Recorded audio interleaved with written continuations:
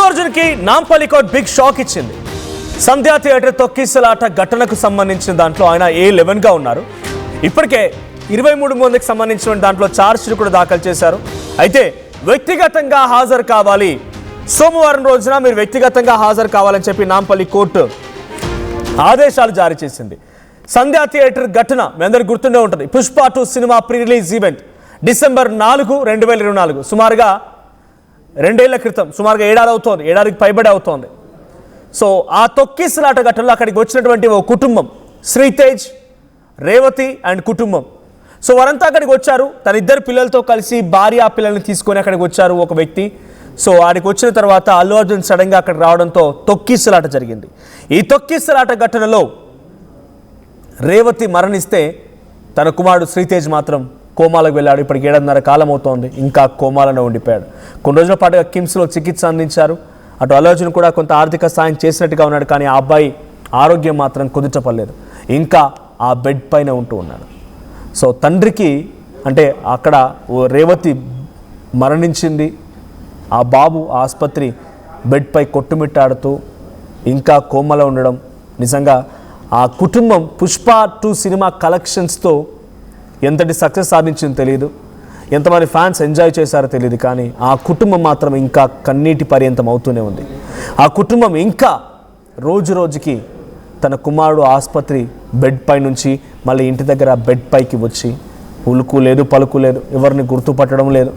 రోజు చక్కగా తన కళ్ళెదుట ఆడుకున్నటువంటి ఆ కొడుకు చనిపోయినటువంటి ఆయన ఆసుపత్రి బెడ్కే పరిమితం అయినటువంటి ఆ సిచ్యువేషన్ చూసి దాదాపుగా ప్రాణం ఉందా అంటే ఉందంతే. ఆడుకోలేడు, లేవలేడు, నాన్నని పిలవలేడు, ఏమీ తినలేడు, అటువంటి సిచ్యువేషన్ ఆ బాబు అనుభవిస్తోంది ఈరోజు కూడా. సో ఈ ఘటన పైన అల్లు అర్జున్ని డైరెక్ట్గా కోర్టు ఎదుట హాజరు కావాలని చెప్పి నాంపల్లి కోర్టు ఆదేశాలు జారీ చేసింది. సో గతంలో అల్లు అర్జున్ ఇదే కేసులో పోలీసులు అరెస్ట్ చేశారు కూడా, రిమాండ్ కోసం అని చెప్పి జర్లపల్లి జైలు కూడా తరలించారు. ఇక బెయిల్ విషయం రాగానే ఒకసారిగా ఆయన్ని మళ్ళీ వదిలేశారు. సో అటు నాంపల్లి కోర్టు ఆయనకి రిమాండ్ విధించడంతో జైలుకి తరలించడం, మళ్ళీ అక్కడి నుంచి ఆయన సుప్రీంకోర్టుకు వెళ్ళడం, హైకోర్టుకు వెళ్ళడం, హైకోర్టులో బెయిల్ రావడంతో ఆయన చివరిగా ఇక రిమాండ్కి వెళ్ళి ఆల్రెడీ చర్లపల్లికి వెళ్ళి ఆడ కూర్చున్న వ్యక్తి మళ్ళీ బయటకు వచ్చేశారు. సో ప్రజెంట్ ఆయన ఈ కేసులోనే మరోసారి కోర్టు మెట్లు ఎక్కాల్సి ఉంది. మా ప్రతినిధి నిర్మల సిద్ధంగా ఉన్న నిర్మల, సో ఇంకా శ్రీతేజ్ బెడ్ పైనే ఉన్నాడు. పుష్ప 2 సినిమా ప్రీ రిలీజ్ ఈవెంట్లో జరిగినటువంటి ఈ ఘటన బహుశా ఎవరు కూడా మర్చిపోలేరు. ఆ తర్వాత నుంచి ప్రభుత్వాలు కూడా చాలా హామీలు ఇచ్చాయి, ప్రీ రిలీజ్ ఈవెంట్లు ఇవ్వమని, టికెట్ ధరలు పెంచమని, ఈవెంట్లు ఉండవని, ఎవరు రాకుండా అడ్డుకుంటామని రకరకాలుగా వాగ్దానాలు చేసింది. కానీ ఆ వాగ్దానాలు మొత్తం కూడా నీటి మాటలు అయిపోయాయి. ఇప్పుడు ఆ ఘటనలోనే అల్లు అర్జున్ కేసు ఎదుర్కొంటూ నాంపల్లి కోర్టులో హాజరు కావాల్సి ఉంది. ఏంటి అల్లు అర్జున్ సిద్ధంగా ఉన్నారా? హాజరయ్యే అవకాశం ఉందా? ఈ కేసు పైన అప్డేట్స్ ఏంటి?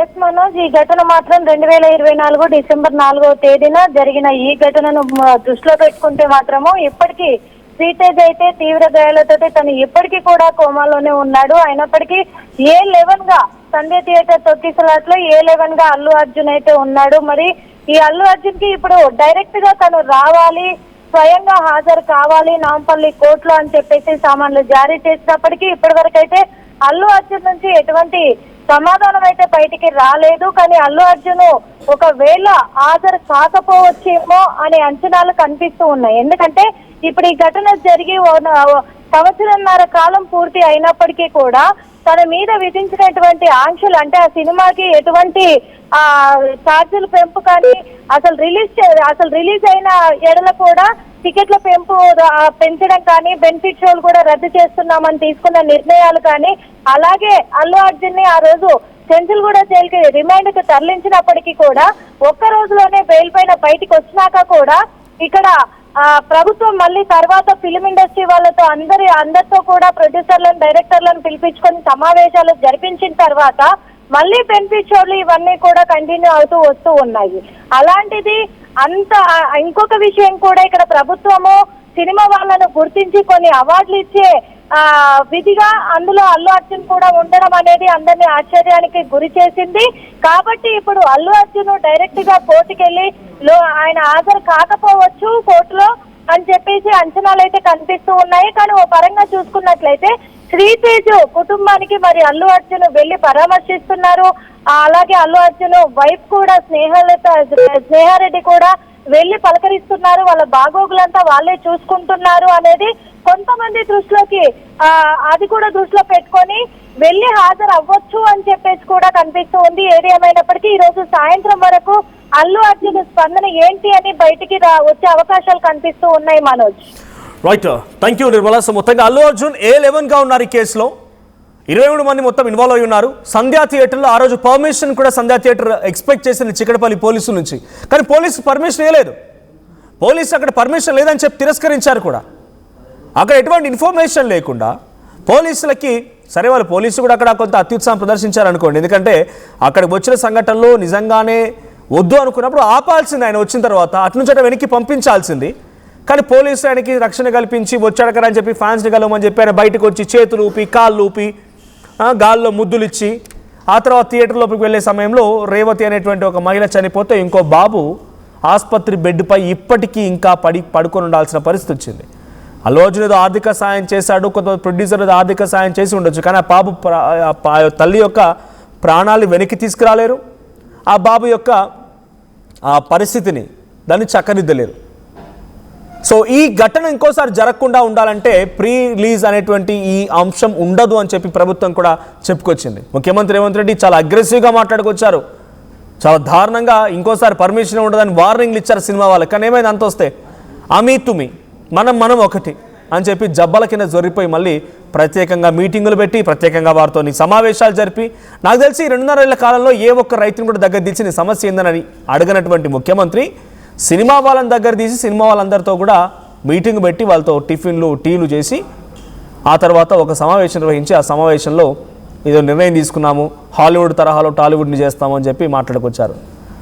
సో ఆ గద్దర్ అవార్డ్స్, ఆ ఏడాది గద్దర్ అవార్డ్స్ సమయంలో కూడా అల్లు అర్జున్కి అవార్డు వచ్చారు. నటన వేరు, అవార్డు ఇవ్వడం వేరు, ఇక్కడ సంఘటన వేరు. సో దాదాపుగా చెర్లపల్లి జైల్లో అల్లు అర్జున్ని వేస్తామనేటువంటి సిచ్యువేషన్ వరకు వెళ్ళి చెర్లపల్లి జైలుకు పంపించినటువంటి ఈ ప్రభుత్వం పోలీసులు ఆఖరికి వస్తే ఆ కేసు ఏమైందో కూడా తెలియదు. మరి అంతలా ప్రదర్శించినటువంటి అత్యుత్సాహం కాస్త అప్పుడు నీరు గారిపోయిందా?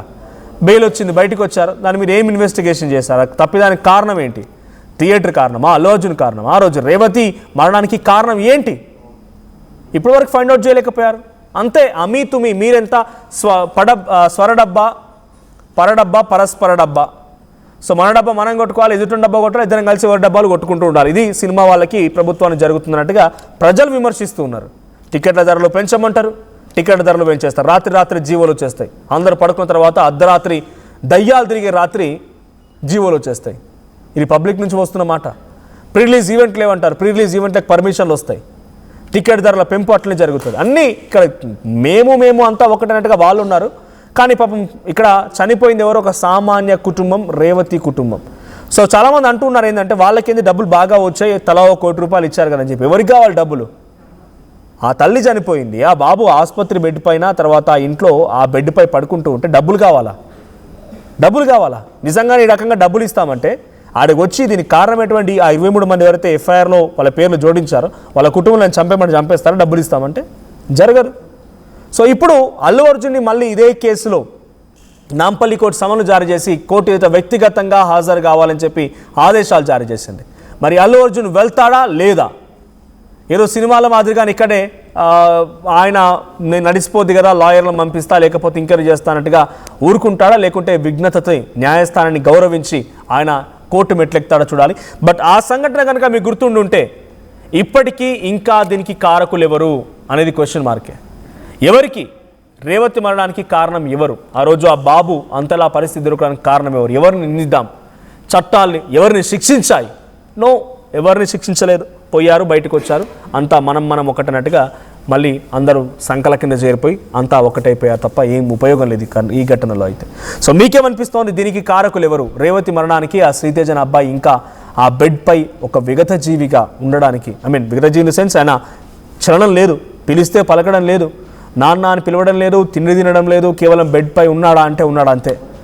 ఆ బాబు ఆ స్థితికి రావడానికి కారణం ఎవరు? ఒక మరణం, ఇంకొకరు అక్కడ ఉండిపోవడం, బెడ్పై పడుకొని పోవడం. మీ అభిప్రాయం ఏంటో కామెంట్ చేయండి. At the same time Allu Arjun కోర్టుకు వెళ్తాడా లేదా, మీరేమనుకుంటున్నారు కూడా కామెంట్ చేయండి.